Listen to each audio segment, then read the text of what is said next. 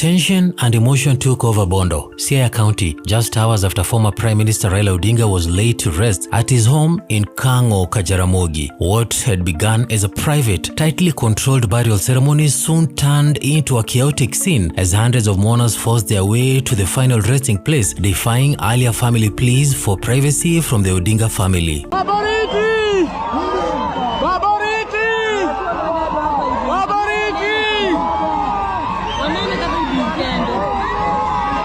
The burial, held under heavy security, was attended by close family members and a limited number of dignitaries. Among them were President William Ruto, former President Uhuru Kenyatta, and several political leaders including Babu.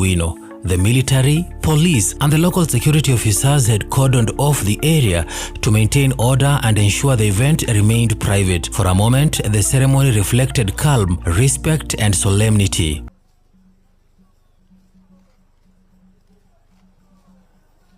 Followed by His Excellency Uhuru Kenyatta.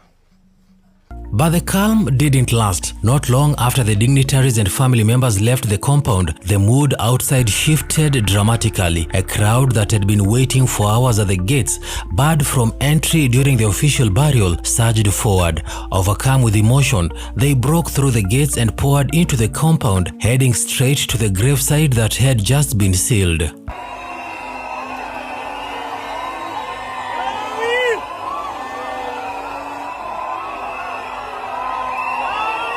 The scene that followed was one of raw emotion and disorder. Mourners chanted liberation songs, sang dirges, and formed traditional Luo dances as they surrounded the gravesite. In the chaos, wreaths and flowers that had been carefully arranged earlier were trampled and torn apart. Some climbed onto the roof of the mausoleum that housed both Raila Odinga and his father, the late Jaramogi Oginga Odinga, shouting the names of the two leaders as if calling them back from the grave.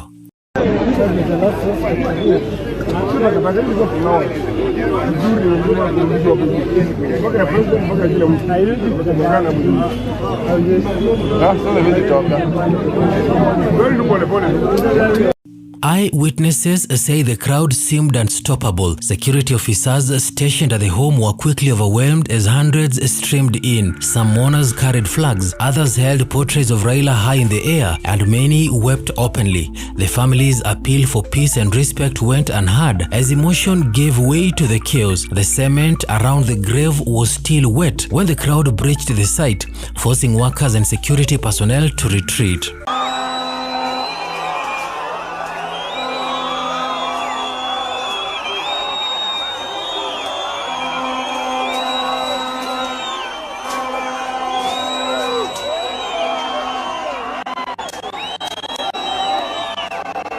For the Odinga family, the incident was a painful disruption of what was meant to be a quiet and dignified farewell. In the days before the burial, they had made it clear that the ceremony would be private, guided by cultural traditions that emphasized peace, family unity, and privacy in death. But the public's deep connection to Raila Odinga proved difficult to contain. To many, he was not just a politician but a symbol of resistance, sacrifice, and hope, and they would not imagine saying goodbye from a distance.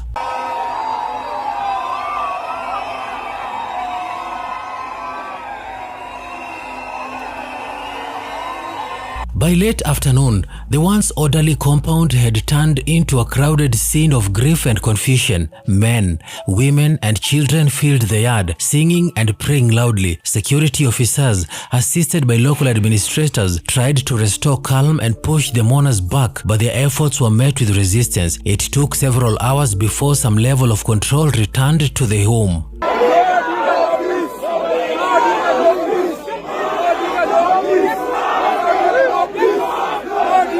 No injuries were reported, but the destruction around the gravesite was visible. Floral decorations were scattered, the fence was damaged, and part of the mausoleum roof were dented from the weight of those who had climbed it. Local leaders who arrived later were seen appealing for calm, urging the mourners to show respect to the memory of the man they loved so dearly.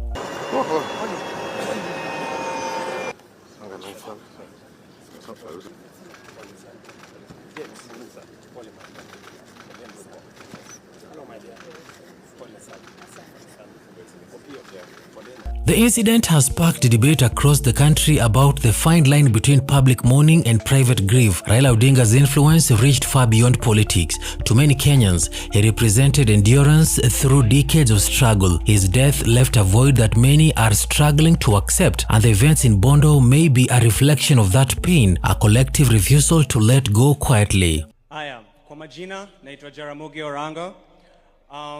Kaningekuwa najua ati nitaongea ningeenda niulize Uhuru anisaidie na ile uji alikunywa na Raila.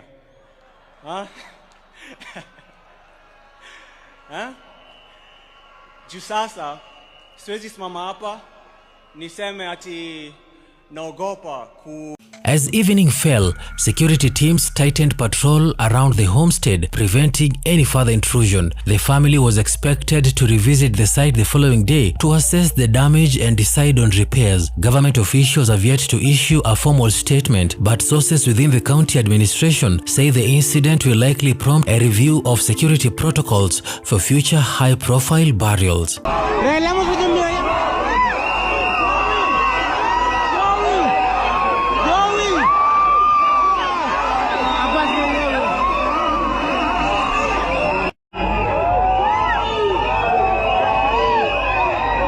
In the end, what was meant to be a peaceful farewell became a dramatic show of love and loss. The chaos at Raila Odinga's graveside revealed not only the deep affection Kenyans had for their fallen leader, but also the intensity of their grief. Even in death, Raila's bond with the people he fought for remains unbroken, powerful enough to move them to defy fences, rules, and authority just to stand at his side one last time. Kwa wenzetu wa Bondo na Siaya kwa jumla, kusema asante. Mtoto wenu ambaye sasa amerudi nyumbani, back to the ancestors, mulitupea atumikie sio tu Bondo na Siaya, lakini Kenya na Afrika. Mimi kwanza naleta rambirambi zangu za mke wangu na watoto na za serikali zima la taifa letu la Kenya kwa familia ya huyu shujaa, our brother, the leader of ODM, the foremost political engineer in our republic, as we have been told.